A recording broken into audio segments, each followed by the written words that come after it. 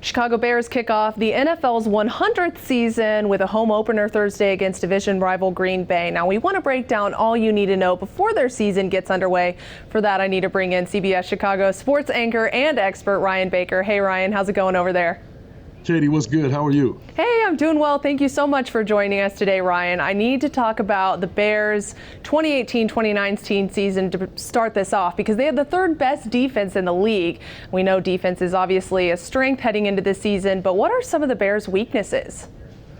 Well, first off, let's talk about that defense. I mean, they have 9 starters coming back, none more impactful than Khalil Mack. You've got Akeem Hicks up front. You got, a Pro Bowler, Eddie Jackson in the secondary. Mr. Pick Six. You got Kyle Fuller, playmakers all across the board. They led the NFL in takeaways last year with 36, 27 interceptions. The question is, can they duplicate that same level of success this year defensively with a new coordinator in Chuck Pagano? Now that they're former coordinator now is the head coach of the Denver Broncos. So we'll see how that plays out. But in terms of the offense, consistency is the key. The Bears offense last season had a lot of highs, but some low lows consistently. Can they consistently put at least 20 to 25 points on the board week in and week out and move the football down the field the way head coach Matt Nagy envisioned when he came over from Kansas City? Right, I want to keep with this theme of offense here because Mitch Stravinsky enters his 3rd season here in the league and in Chicago. What do we need to watch for him, or watch from him, I guess I should say, this season?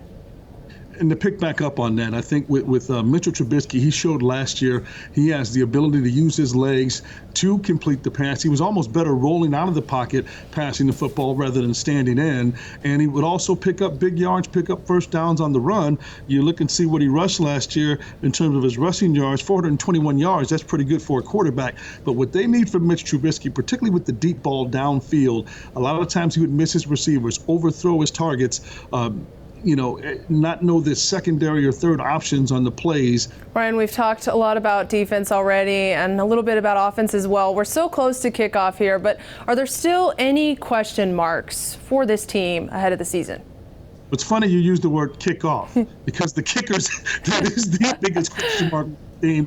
Going back from Cody Parkey's double doink, the dink and the doink in the playoff loss to the Eagles, the doinks heard all around the world, and that subsequently got him cut from the team, even though the Bears are still paying him some $3.5 million this season. And they had this convoluted kicking competition from the offseason into training camp that has ended with Eddie Pinero for the moment. Eddie Pinero, 8 of 9 field goals in the preseason.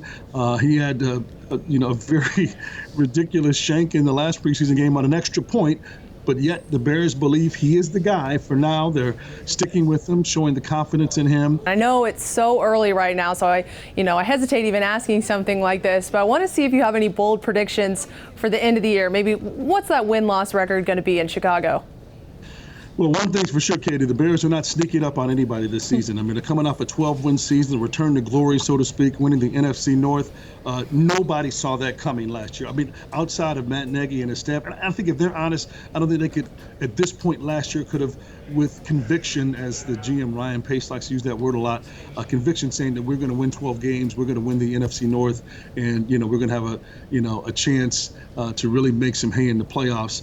But now that they're known, they've got sort of a target on their back, and they have a tougher schedule because they won a division. And as I look up and down the schedule, starting with the Packers, they go on the road. They see their former defensive coordinator, Vic Fangio, in week 2 going to Denver. Washington Vikings got to go to London to play the Raiders. The middle of the schedule is tough with the Saints, Chargers, Eagles, the Rams. I look at the Bears schedule and I say 9-7. I think this is a 9-7 year, which may still be good enough to win the division and get you back in the playoffs, but it's going to be a much tougher road to hoe for the Bears this season. I'm going with 9-7 in 2019. All right, well, thank you so much, Ryan, for joining us here today. We'll see how Chicago's defense holds up in this first game with Aaron Rodgers and the Packer this Thursday. That game is September 5th. Katie Johnston, CBSChicago.com.